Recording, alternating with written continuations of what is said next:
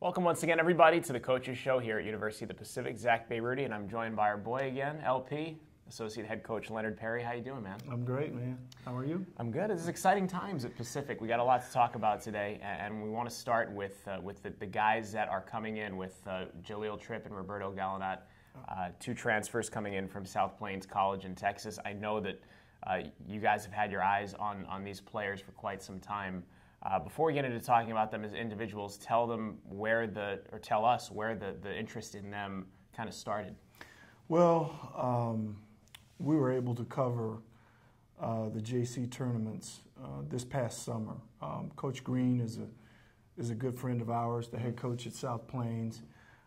We've had extreme success with players that have come out of his program.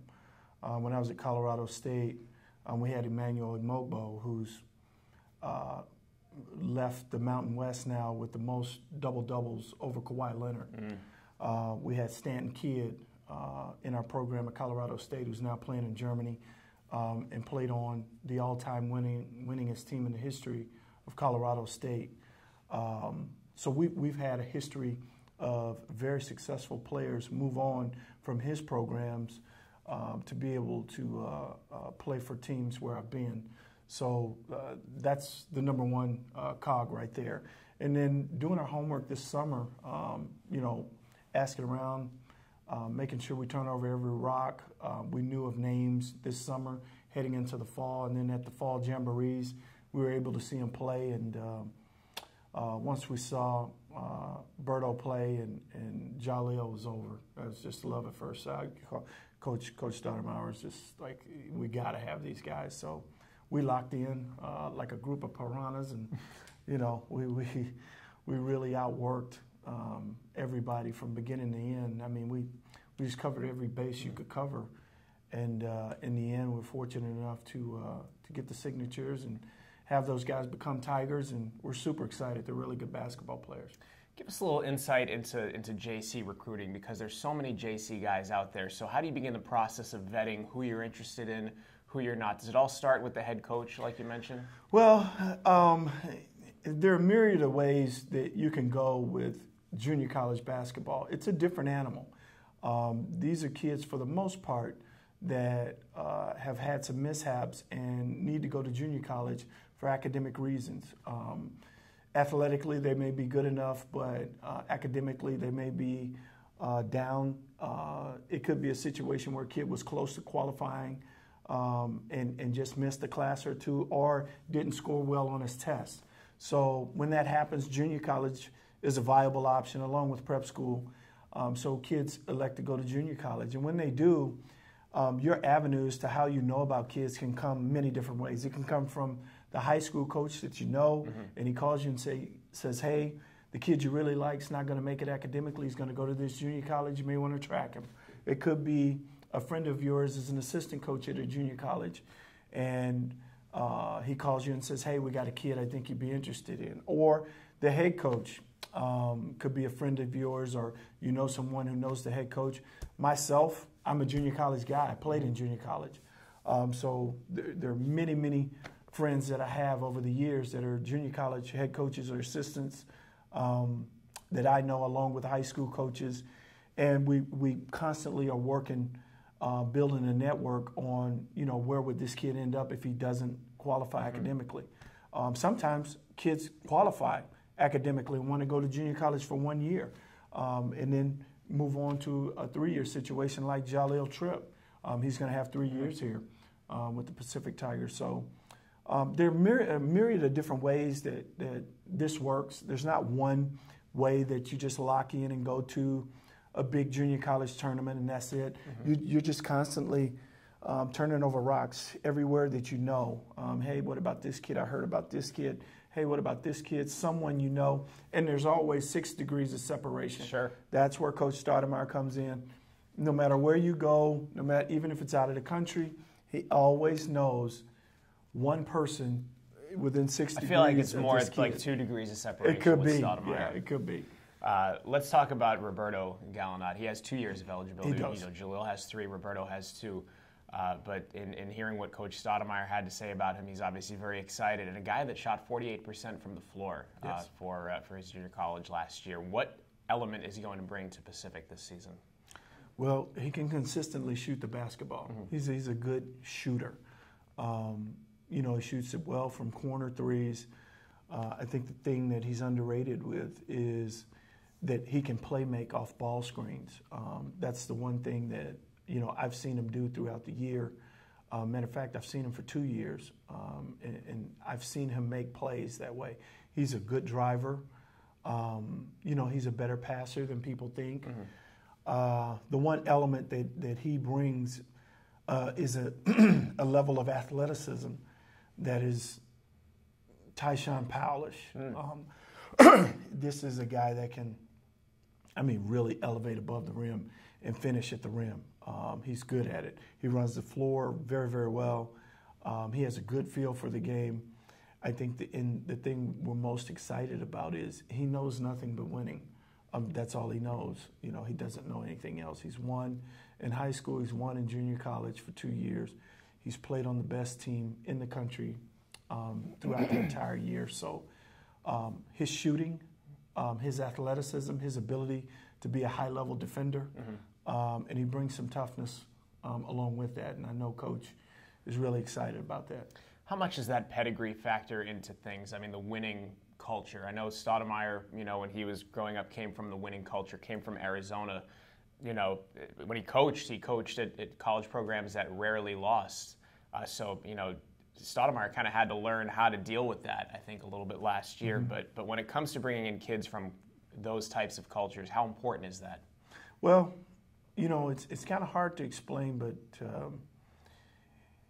I would maybe explain it this way. If you get a group of guys who don't know each other, but they're all very, very good at computer science, and you put them on a team, and you kind of give them a goal of, we want you guys to get together and become the very best there is at building the next Apple generation computer.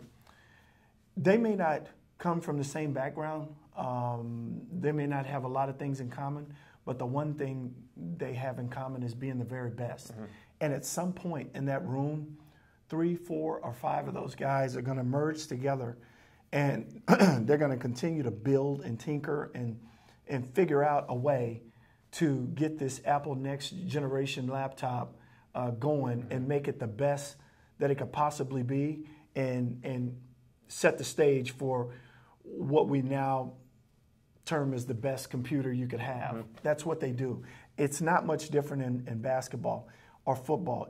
Winners, they just figure out a way to win. They don't accept, being down 6 points with 3 minutes to go. Okay, we gave our best shot, and that's all we got. Maybe we'll get them the next time.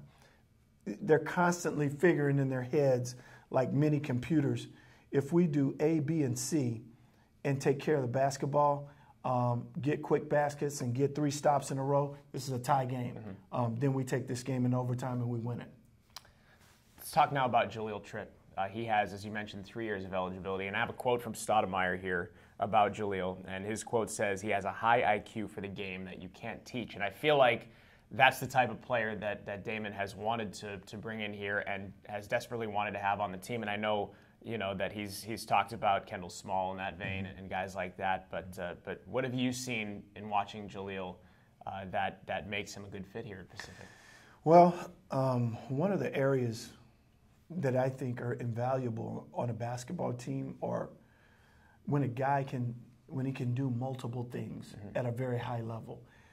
I feel like Jahlil is positionless. Obviously, he can play the 4. He can certainly play the 3. He could easily play the 2. He thinks like a 1. If need be in a pinch, he could play the 5. I think the guy is positionless. So he's going to evolve in so many different ways. I think Coach will play him at some 3. I think depending on who we're playing, Coach will play him at some 4. Mm-hmm. You could see, under certain circumstances, us breaking the huddle out of a timeout and him playing the point. So you could exploit mismatches with him. Absolutely, absolutely. And I think Coach will move him like a chess piece in so many different ways to set up disadvantages for our opposition and put them in a vulnerable situation because he's such a great passer. He puts it on the floor well. He can create plays for himself. He certainly creates great plays for others. He makes the game easy for other players around him. He's a good athlete. He can be a good defender. He's a good rebounder that has the potential to be a very good rebounder. And on top of all of that, he's a tough cat that won't be afraid of a lot of responsibility. And I think he brings an edge to our program in terms of he's going to expect to win now. The Gonzagas and St. Mary's and BYU's and San Francisco's and Santa Clara's, to him, I mean, you know, in his mind, he's faced tougher teams in Brooklyn in the summer, in their summer league playoff games. Oh, yeah. There's a lot more pressure there. You're an East Coast guy. You know what there's a lot more. There's a lot more pressure in the Rutgers Summer League trying to advance to the next round to him than there would be trying to beat St. Mary's at home. So that brings a level of calm to our program and to Coach Stoudemire, and I think we're super excited to have that in our program. With those two guys coming from the same JUCO, is there a synergy between them that immediately will translate when they step onto the floor here for Pacific? Well, I think when you win that many games, there's just an unspoken synergy. There are points and times in the game where they'll know exactly what each other's doing at all times and where the next guy should be and what this guy's thinking when he makes a move. So I think that, you know, that kind of synergy is going to be, you know, so advantageous to us. So yes, I do think there's going to be a familiarity with those two in the way that they play and the way that they work certain situations. But more importantly, they both will bring the edge of there's no way we're losing this game. And that's the most important thing, I think, that they can bring together. Anybody else on the radar you can tell us about that has either committed or you might be having in the fold here soon? I can't tell you. If I told you, I'd have to strangle you. That's fine. You can do it right here. I mean, the ratings would be through the roof. I'd have to drag you out of here. It's all good. No, we don't have anything else to announce per se right now. But there are other pieces that are other pieces that we feel like we're headed in the right direction. There's quite frankly, there's a lot of work to do. There's a lot of work to do, and we're working feverishly to get it done. We'll never count our chickens before they hatch, but. You know, in this recruiting world, things fluctuate. They look good today. Tomorrow, it could be completely different, and you could be like, what just happened? Right. So, you know, we're still recruiting like madmen and turning over every rock that we can. You know, Coach is very patient. He's been extremely methodical in the pieces that we're bringing, and he's sticking to his guns, and that may mean there are a couple of kids that we felt like may have been good pieces, and Coach has, you know, really looked at it and turned it around 360 degrees, and we decided that they weren't going to be good fits for us. So that recruiting world is constantly turning 360 degrees, and we'll keep it turning until we find the perfect pieces for what we have and where we want to go. Is there a point in this time of year where you're for the most part, for this upcoming season, done recruiting, and then you have to start turning your focus to how do we get whoever we have brought in, how do we get them on the same page? How do we get them to play as a unit? How do we get this group to mesh? Is there a date around a certain time? No, Zach, I don't know that you're ever done recruiting. It's just a constantly evolving process. With the transfer rate as high as it is right now, and every single team in our league has experienced it this year. 352 schools have someone transferring. So that process has changed the game. It used to be back when I was in college, you got the scholarship, that's where you were. It was unwritten. Like, you know, the school would have to kick you out of there in order to get you to transfer. And then you always felt like as a player, I can't go home. I've got to explain why I'm not at this school. And my neighborhood would be like, man, if you can't play there, you can't play here. So it was, you were always worried about that, and you wore it like a badge of honor. This scholarship, you did everything you could to keep it. You got your game better. You stayed in the gym. You competed. And it was a badge of honor. Nowadays, it's, a kid has 2 or 3 bad games. He's like, hey, man, there must be something out there better for me. This is, I got to move to a better spot. So that's changed. And you constantly have to look at this transfer wire and see if there are pieces that fit. Recruiting, it never changes. Sophomores, juniors, seniors, junior college players, prep school. So it's an ongoing process.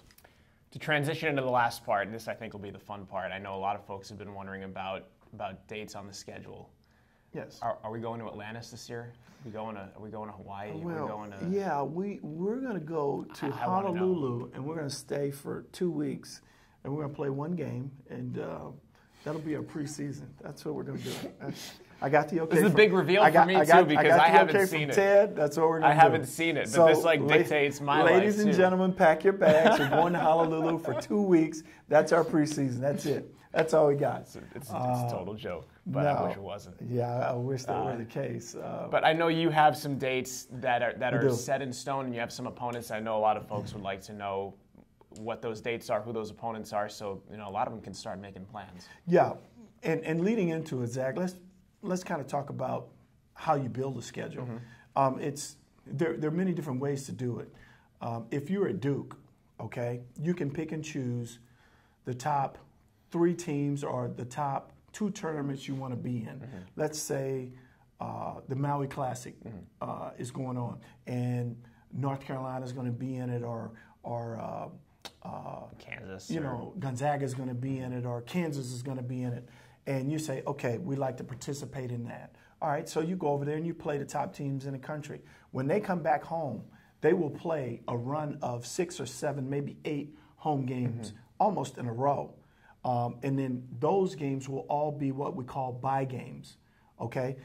Those are called guaranteed bye games. So they would hand choose teams and pay them X amount of dollars, say anywhere from $90,000 to $100,000 per game to come to Durham and Duke and play them. Now, chances are the teams that come there are going to have no chance to win.